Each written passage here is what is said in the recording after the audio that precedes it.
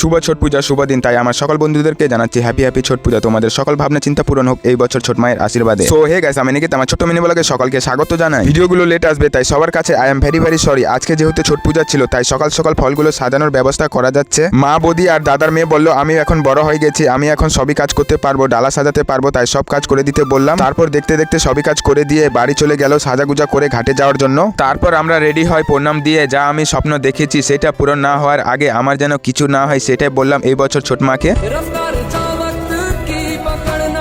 যাওয়ার পথে ভাগনা 2-4টা বাজি ফাটিয়ে উৎসাহিত বাড়িটা করে চলে যায় জিজু দিদির সাথে নদীতে। মা বাবা আসছিল পিছনে পিছনে।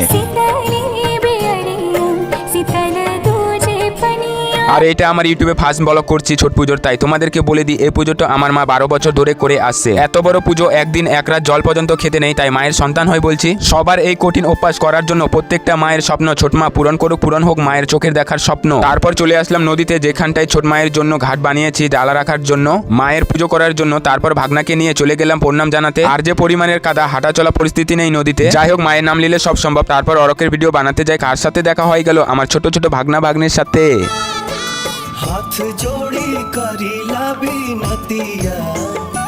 আর কিছুটা থাকার অপেক্ষায় রইলাম সূর্য মামার জন্য।